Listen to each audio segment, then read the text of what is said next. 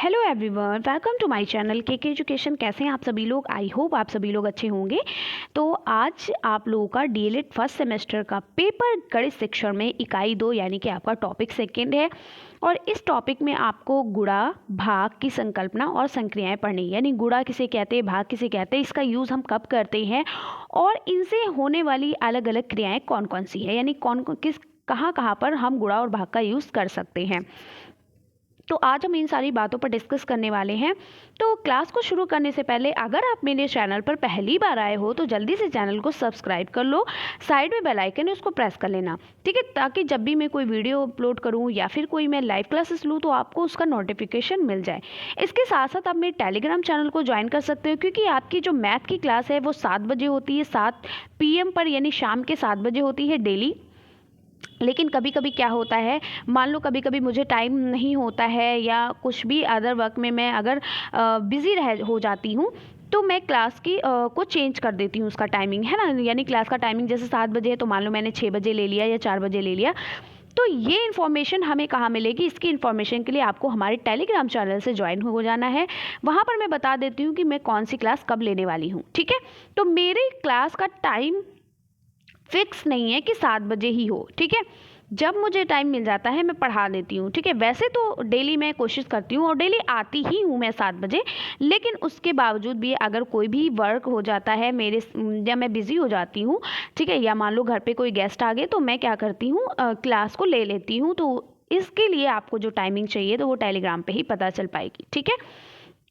तो चलिए हम बिना बात किए इस बढ़िया से टॉपिक को शुरू करते हैं। और बहुत ही आसान टॉपिक है, कौन नहीं गुणा भाग कर लेता भाई। हम अपने दैनिक जीवन में चीज़ों को जोड़ते रहते हैं, भाग करते रहते हैं, गुणा करते हैं, घटाते, यही तो करते हैं हम अपने दैनिक जीवन में, ठीक है। तो दैनिक जीवन में मैथ, आपको पता है, गणित तो बहुत इंपॉर्टेंट होती है। बिना गणित के हम किसी भी चीज़ों का सोल्यूशन नहीं निकाल पाते हैं।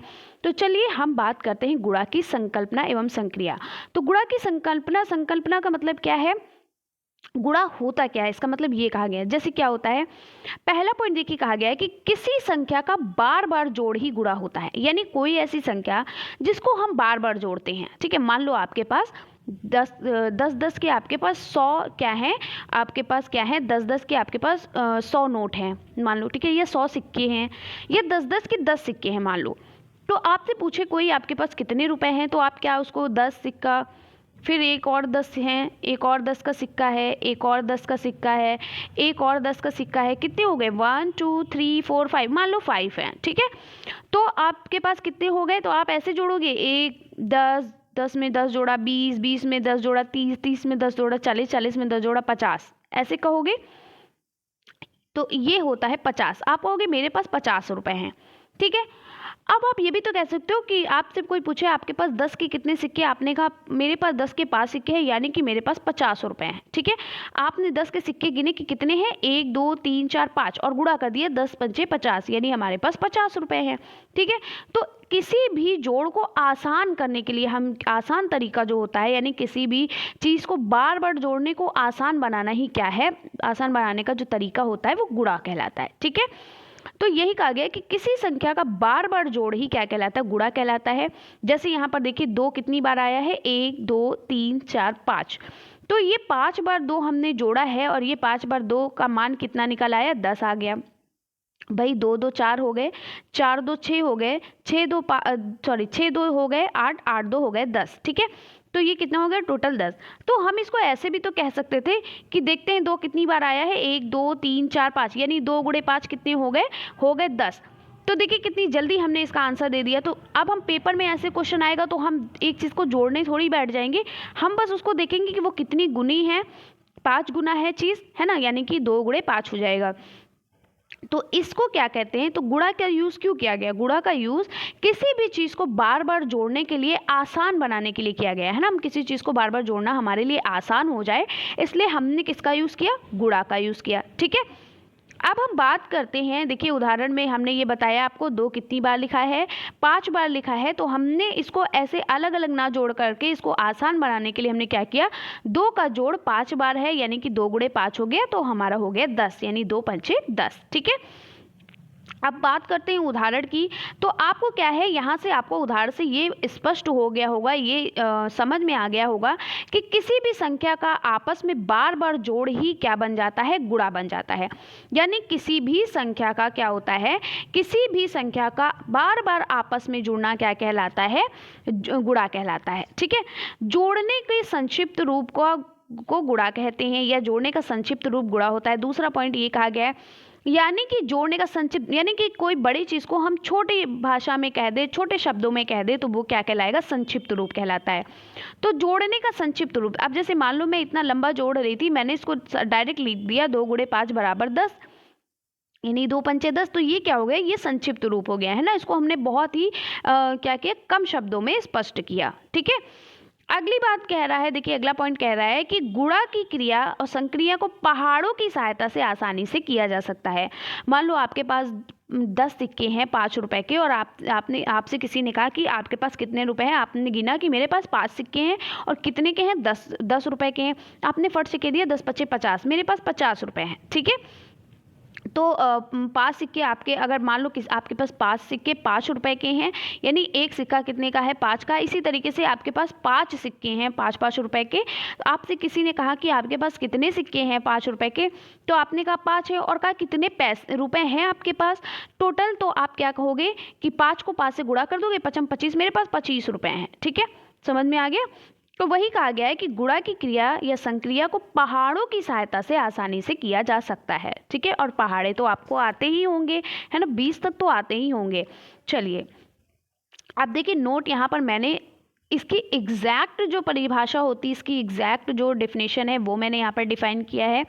कहा गया है कि जब किसी संख्या अथवा अंक, ठीक है, जब किसी, आप संख्या भी कह सकते हो, अंक भी, ये एक संख्या भी है, इसे अंक भी कह सकते हो। ठीक है, जब किसी संख्या अथवा अंक में उसी संख्या अथवा अंक को एक या एक से अधिक बार जोड़ा जाता है। मान लो कोई संख्या आपकी है, मान लो 3 संख्या है, और इसी संख्या को आप बार बार जोड़ रहे हो। 3 को 3 से जोड़ा, 3 को फिर 3 से जोड़ा, फिर 3 को 3 से जोड़ा।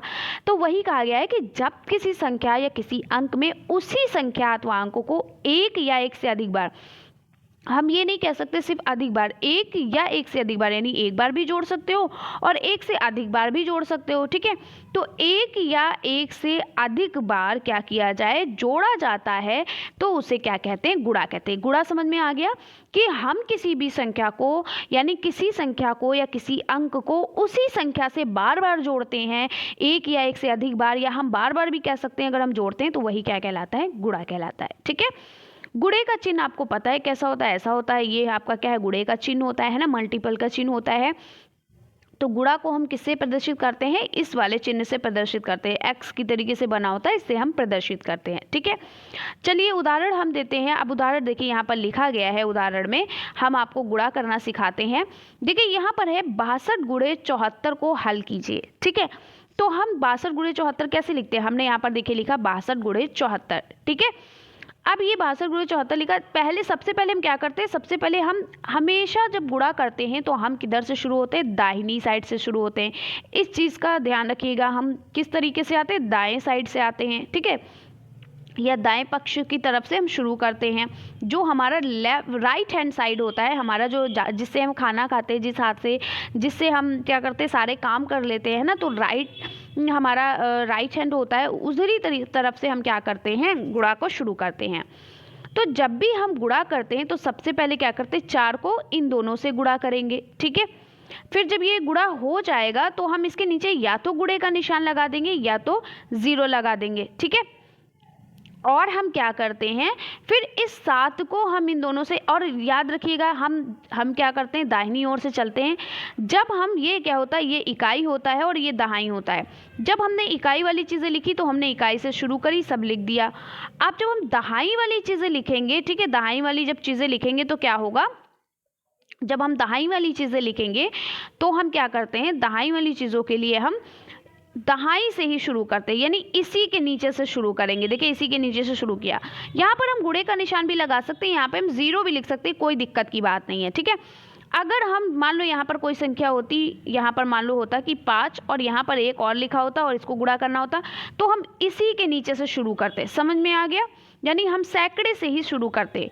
इसके बाद अगर कोई संख्या होती तो हम उसके नीचे से शुरू करते, अगर यहाँ पर कोई संख्या होती तो। ठीक है, यानी हमारे कहने का मतलब ये है, क्या लिखा हुआ है 62, थोड़ा सा हम स्पेस चाहते हैं इसलिए हम ऊपर नीचे कर रहे हैं। ठीक है, 62 जैसे यहाँ पर लिखा, थोड़ा सा हम स्पेस चाहते हैं, हम क्या करते हैं, हम थोड़ा सा डार्क कलर ले लेते हैं ताकि हम आपको समझा सकें। देखिए यहाँ पर जैसे लिखा है 62, ठीक है 62 और लिखा है और क्या है 74 है। ठीक है, तो हम कहाँ से शुरू होते हैं, हमेशा दाहिनी तरफ से शुरू होते हैं। इसको हम इकाई कहते हैं और इसको हम दहाई कहते हैं। ठीक है, तो हम क्या करेंगे, हमें इससे भी मतलब नहीं है, इससे मतलब नहीं, हम सिर्फ इसका गुणा इससे करेंगे और इसका गुणा इससे करेंगे, है ना, 4 का गुणा दोनों से करेंगे इकाई दहाई में। तो ये हो गया 4 दूनी 8 और ये हो गया 4 छंग 24। ठीक है, हो गया हमारा। अब इसके बाद कोई संख्या नहीं है तो हमने छोड़ दिया।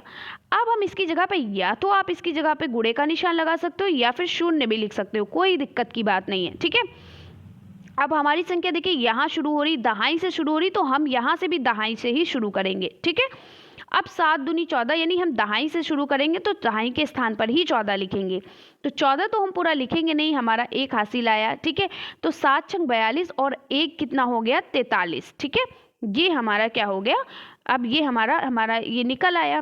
ये इसको 10 मत समझिएगा, ये हमने प्रति लगाया हुआ है ना, या मतलब। ठीक है, अब देखिए, अब हम क्या करेंगे, ये जो दो संख्याएं होती हैं, कौन सी संख्या, ये दो संख्याएं जो होती हैं, इनको हम क्या कर देते हैं, इनको हम जोड़ देते हैं आपस में। ठीक है, क्या करते हैं, जोड़ देते हैं आपस में। ठीक है, क्या करते हैं, आपस में जोड़ देते हैं। चलिए हम इनको जोड़ते हैं। तो ये हो गया 8, क्योंकि इसके नीचे या तो शून्य होगा तो भी 8 आएगा, और अगर शून्य नहीं होगा तो भी 8 आएगा। ठीक है, अब ये 4 4 कितने हो गए, 8 हो गए, 3 2 हो गए 5, और यहाँ पर बचा 4 क्योंकि इसके ऊपर कोई संख्या ही नहीं है, तो ये हमारा 4588 आ गया। ठीक है, इस तरीके से हम गुणा करते हैं।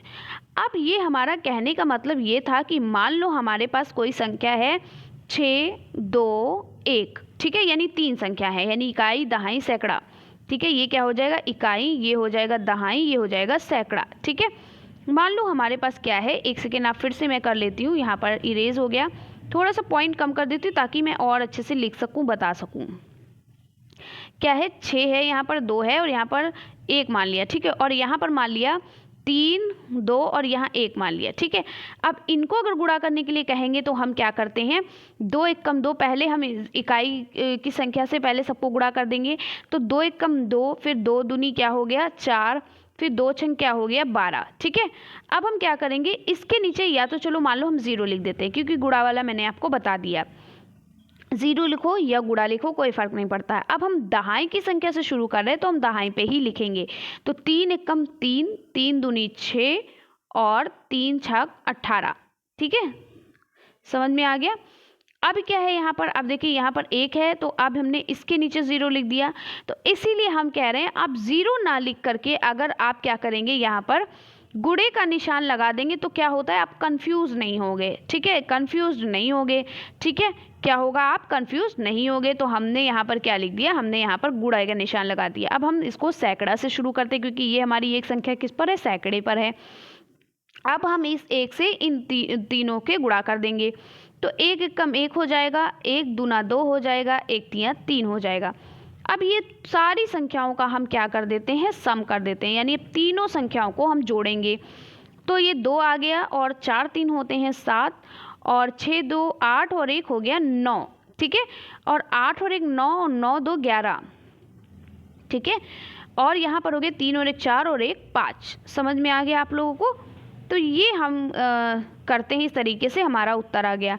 तो यही बात यहाँ पर कही गई है कि देखिए, इकाई के अंक से गुणा करने पर, यानी हम इकाई से शुरू करते हैं तो इकाई के अंक से गुणा करते हैं, तो हम इसको 62 गुणे 4 लिखेंगे, यानी 62 को 4 से गुणा करेंगे, यानी इस 62 को पहले 4 से गुणा करेंगे। ठीक है, फिर दूसरा पॉइंट कहा गया है कि दहाई के अंक से गुणा करने पर, अब हम जब दहाई के अंक से गुणा करेंगे तो दहाई पर ही लिखेंगे। ठीक है, ये देखिए इकाई पे हमने गुणा लिख दिया और दहाई से शुरू कर लिया लिखना। तो अब इस 7 से हम इस 62 को गुणा करेंगे, पूरा जो उत्तर आएगा हम उसको क्या कर देंगे, जोड़ देंगे। ठीक है, बस यही बात यहाँ पर कही गई है। मैंने पूरी चीज़ आपको समझा दी कैसे आपको जोड़ घटाना गुणा भाग करना है। अब हम बात करते हैं गुणा की संक्रियाओं की, यानी कि गुणा हम किस किस तरीके से निकालते हैं। तो यहाँ पर पहला पॉइंट कहा गया है, देखिए बहुत ध्यानपूर्वक समझिएगा, बहुत आसान भी है और बहुत आप लोगों को थोड़ा इतना भी वो नहीं समझिए, बिल्कुल हलवा भी मत समझिएगा, ठीक है। चलिए तो अब हम शुरू करते हैं, ठीक है। तो यहाँ पर देखिए क्या है, दो संख्याओं के गुणा में संख्याओं का क्रम बदलने पर गुणनफल नहीं बदलता है।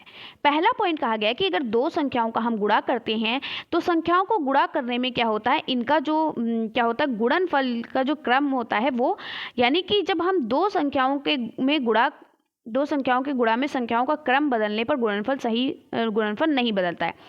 जैसे कि मान लो ये बात कही गई है कि 28 को हम 3 से गुणा करेंगे तो भी हमारा उत्तर 84 आएगा, और हम पलट दें, मान लो हम 3 गुणे 28 कर दें, यानी 3 को 28 से करें तो भी हमारा 84 आएगा। यानी कि हम संख्याओं की अदला बदली कर देते हैं, यानी उनके क्रम को बदल देते हैं, तो हमारा गुणनफल नहीं बदलता, हमारा उत्तर थोड़ी बदल जाएगा, हमारा उत्तर वही रहेगा, ठीक है। मतलब इन्होंने ये कहा है, मान लो हम 2 गुणा 1 लिख दें, 2 से 1 को गुणा करें तो कितना आ जाएगा, 2 1 कम 2 आ जाएगा, ठीक है। कितना आएगा, 2 1 कम 2। और हम अगर इसी को पलट दें, इसी संख्या को इधर कर दें, इसके क्रम को इधर कर दें, तो 1 गुणे अगर 2 लिख दें तो भी आएगा 1 दूना 2, ये बात कही गई है, ठीक है। मान लो यहाँ पर कहा गया कि अगर हम किसी संख्या को, मान लो यहाँ पर 34 है, 34 गुणे 1 लिखा हुआ है, तो 34 1 कम 34 हो गया, ठीक है। अब हम इन संख्याओं को क्या कर दें, इनके क्रम को बदल दें। क्रम को बदलना मतलब 1 को हम इधर ले आए और 34 को हम इधर ले आए, तो यहाँ पर 1 को इधर ले आए और 34 को इधर हमने लिख दिया, तो भी हमारा क्या आ गया, 1 को 34 से गुणा करो कितना आ जाएगा, 34 आ जाएगा। तो यही बात कही गई कि हम दो संख्याओं के गुणा में अगर संख्याओं का क्रम बदल दें, यानी दो संख्या के गुणा में हम क्या करते हैं, संख्याओं के देखिए क्रम की अदला बदली कर दी, तो भी हमारा गुणनफल बदला नहीं, वही हमारा गुणनफल आ गया, ये बात कही गई है, ठीक है। चलिए अगला पॉइंट क्या कह रहा है, देखिए अगला पॉइंट क्या कहता है कि किसी संख्या में 1 से गुणा करने पर गुणनफल सदैव वही संख्या होती है। यानी कोई भी संख्या हम लेते हैं, जैसे यहाँ पर क्या है, 116 गुणे 1 लिखा है, तो 116 में अगर हम 1 से गुणा करें तो क्या हो जाएगा, 116 1 कम 116, ठीक है। 100 में अगर 1 से गुणा करें तो 100 1 कम 100, 1 में अगर 1 को गुणा करें तो 1 1 कम 1 आ गया, 2 में अगर 1 को गुणा करें 2 1 कम 2 आ गया, 24 में 1 को गुणा करें 24 1 कम 24 आ गया। यानी कि किसी संख्या में अगर हम 1 से गुणा करते हैं तो हमें वही संख्या क्या करती है, प्राप्त होती है, ठीक है। गुणनफल में सदैव वही संख्या होती है, यानी कि हमें वही संख्या प्राप्त हो जाती है।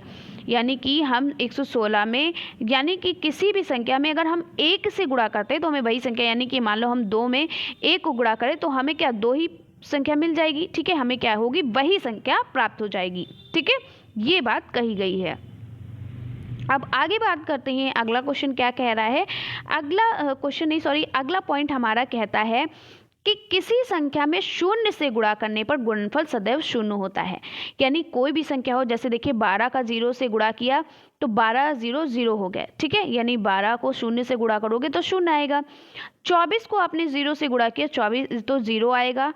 5 को 0 से गुणा किया तो 0 आएगा। 0 को 4 से गुणा किया, देखिए हमने यहाँ पे क्रम चेंज कर दिया, यहाँ पे 0 गुणे 4 लिख दिया, ठीक है। अभी तक हम 4 गुणे 0, ठीक है, 2 गुणे 0 इस तरीके से बताते आ रहे थे, हमने यहाँ पे क्या किया, क्रम बदल दिया, ठीक है। देखिए ये क्रम बदल दिया, तब भी हमारा उत्तर 0 ही आया। यानी किसी भी संख्या को अगर आप 0 से गुणा करेंगे तो गुणनफल हमेशा 0 ही आएगा, यानी उत्तर आपका हमेशा 0 आएगा। समझ में आ गया। चलिए अगला पॉइंट और लास्ट पॉइंट क्या कहता है, देखिए अगला पॉइंट ये कहता है, बहुत ही इंपॉर्टेंट पॉइंट है, ध्यानपूर्वक समझिएगा, ठीक है।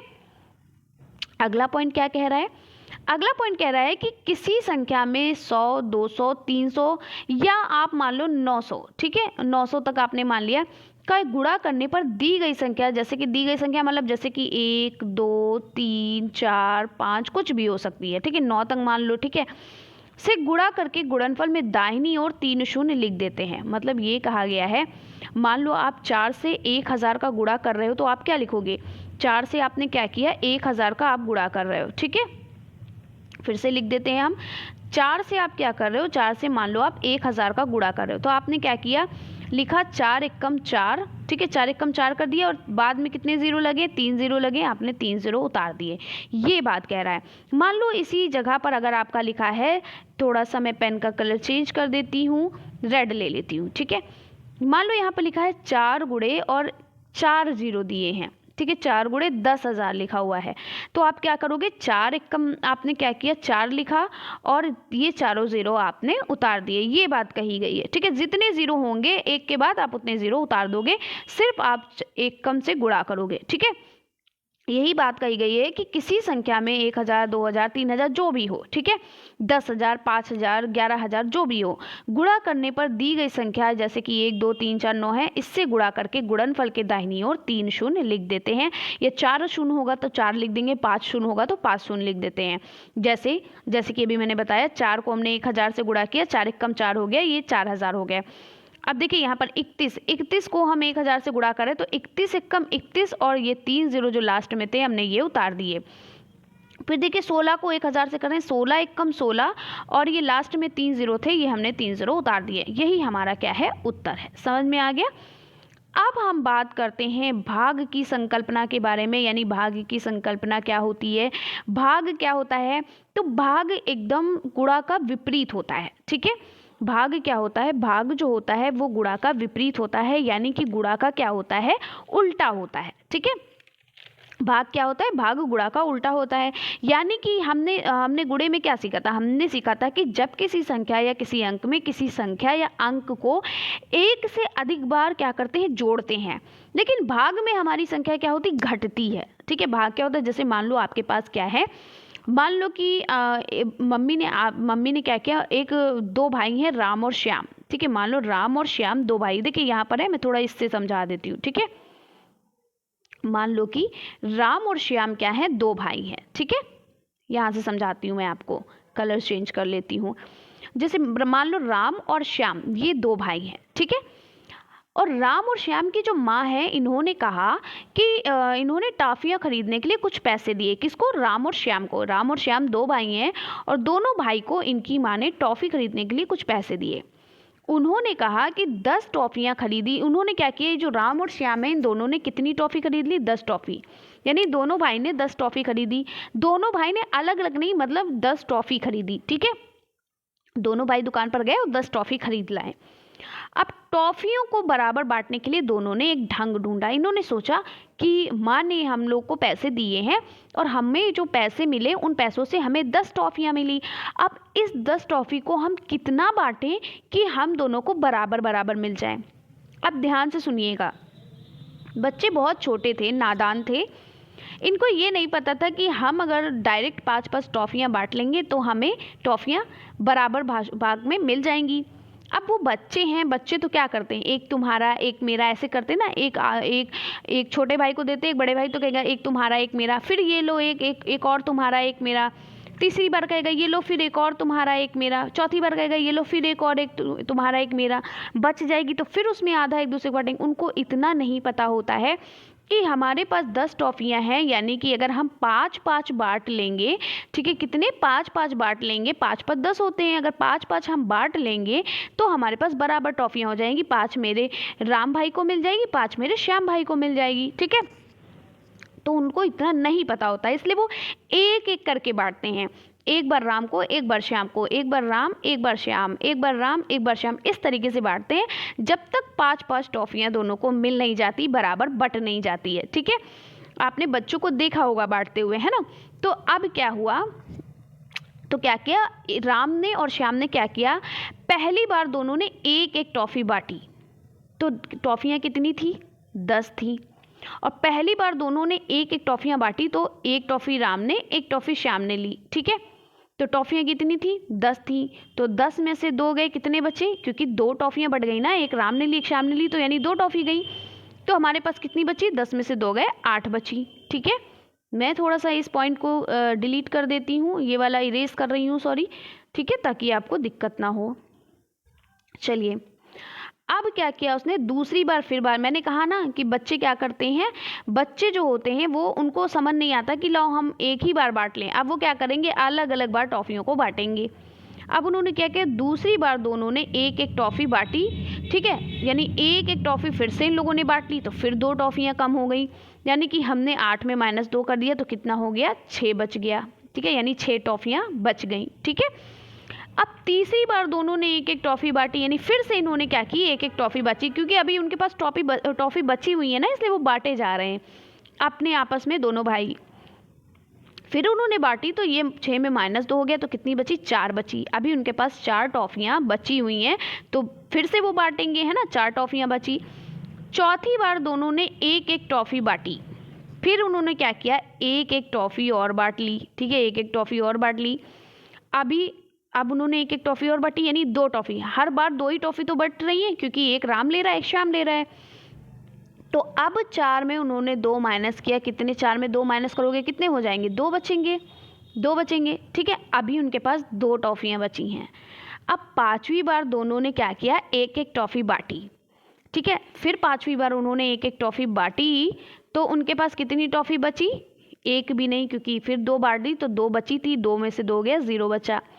अब उनके पास एक भी टॉफ़ी नहीं बची, यानी उन्होंने, दोनों भाइयों ने एक दूसरे को टॉफ़ी कितनी बार बांटी, 5 बार बांटी। कैसे, देखिए 1 2 3 4 और 1 5, ठीक है, 5 बार बांटी। 5 बार राम को मिली, 5 बार श्याम को मिली, यानी कितनी टॉफ़ी मिली, 5 राम को 5 श्याम को, क्योंकि एक एक टॉफ़ी ही तो दोनों लोग बांट रहे थे। तो उनको ये नहीं पता था कि अगर हम दोनों भाई 5-5 टॉफ़ी ले लेते तो आपस में खुद ही बराबर हो जाती, लेकिन उन्हें नहीं पता था, इसलिए वो एक एक करके बांट रहे थे, ठीक है। तो यही बात कही गई है, यानी कि एक एक क्या है, एक एक करके टॉफ़ी बांट रहे थे तो हर टॉफ़ी पे क्या होता था, -2 हो रहा था, 2 -2 -2 घटते जा रही थी टॉफ़ियाँ, है ना, समझ में आ गया। तो वही बात कही है कि 5 बार बांटने के पश्चात क्या किया, दोनों को 5-5 टॉफ़ियाँ मिली और एक भी टॉफ़ी नहीं बची, क्योंकि 5-5 टॉफ़ियाँ मिली तो देखिए 0 टॉफ़ी आ गई, एक भी टॉफ़ी नहीं बची।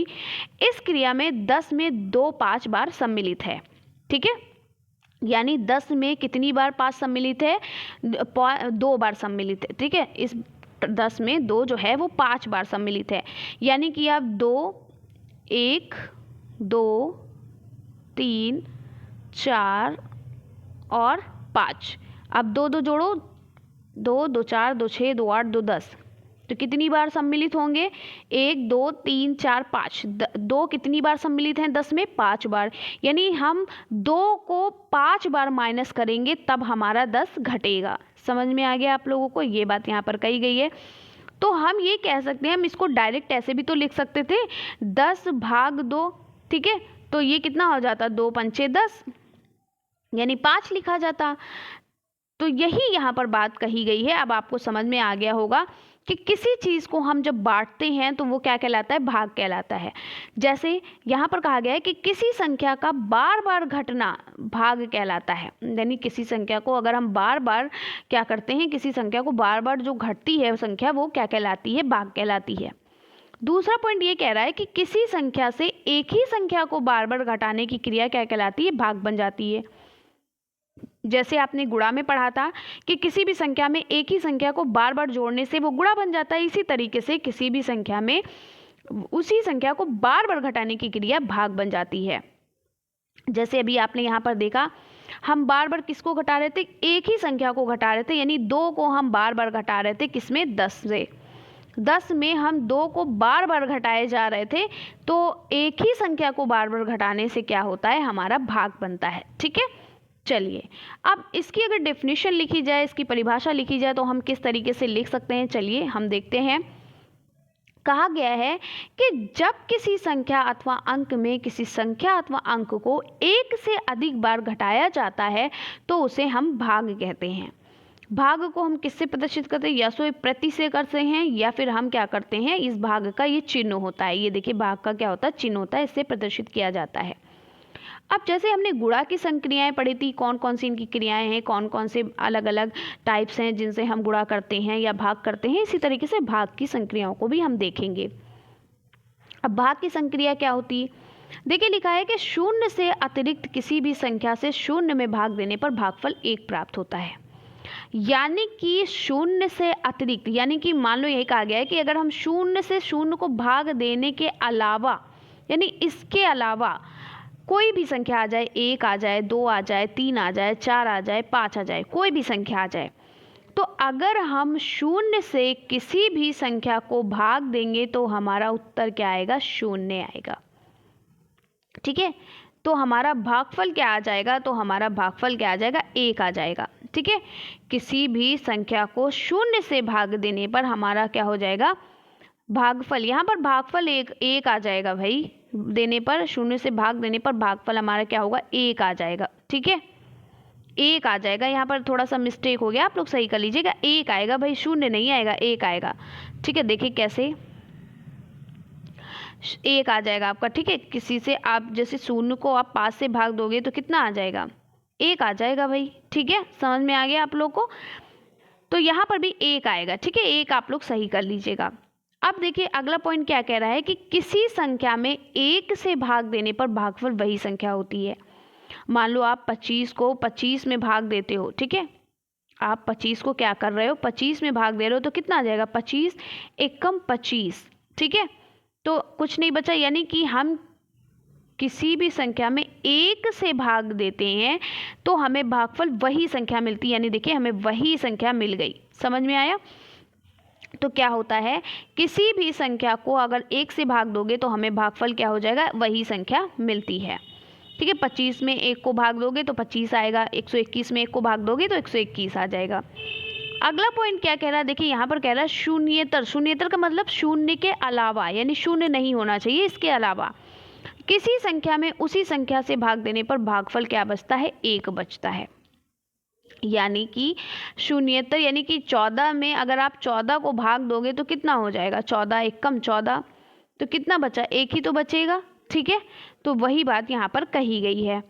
अगला पॉइंट कह रहा है कि 3 या 3 से अधिक अंकों की संख्या में अगर 100 से भाग देने पर इकाई और दहाई के अंकों से बनी संख्या शेषफल रहती है, जबकि बचे हुए अंकों से बनी संख्या भागफल होती है। देखिए जैसे यहाँ पर दिया गया है 1565 या 1565 भी कह सकते हैं।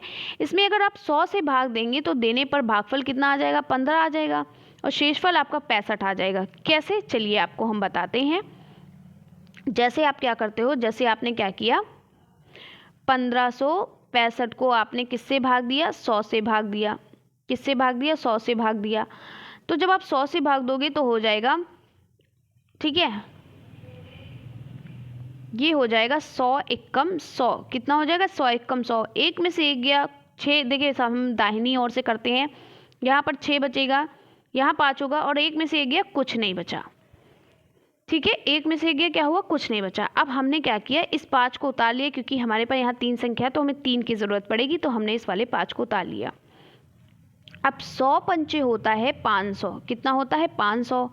तो ये हमारा 5 उतर गया और ये हमारा 6 आ गया और यहाँ पर 5 में से 5 गया, कुछ नहीं बचा। ठीक है, क्या होगा? 5 में से 5 गया, कुछ नहीं बचा। अब हम क्या करते हैं, ये हमारा 65 क्या हो गया? शेषफल बचा। देखिए वही कहा गया ना कि 1565 में, यानी 1565 में 100 से भाग देने पर भागफल जो है वो 15 बचेगा। कितना बचेगा आपका भागफल? भागफल हमारा 15 बचेगा, शेषफल 65 बचेगा। तो देखिए भागफल हमारा 15 बचा है और शेषफल हमारा 65 बचा है। समझ में आ गया आपको? आगे आपको समझ में कि नहीं आया? तो ये थे हमारे भागफल से रिलेटेड चीज़ें। ठीक है, और आई होप कि आप लोगों को अच्छे से समझ में आ गया होगा कि सारी चीज़ें आप लोगों को बहुत अच्छे से समझ में आ गई होंगी। ये एकदम बच्चों की तरह बिल्कुल चैप्टर है, एकदम छोटे बच्चों की क्लास की तरह।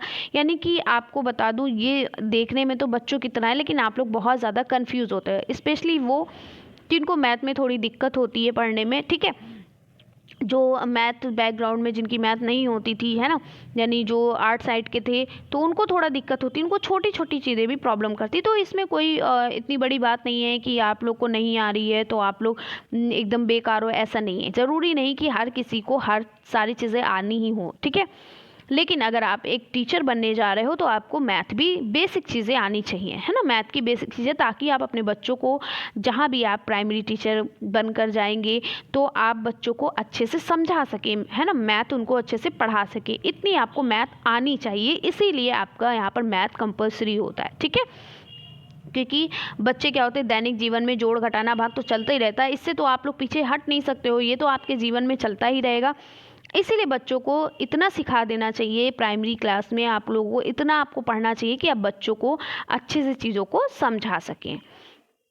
तो कैसी लगी वीडियो कमेंट्स में ज़रूर बताइएगा। अगर वीडियो अच्छी लगी है तो जल्दी से लाइक करो, कमेंट्स में ज़रूर बताया करिए कैसी लगी।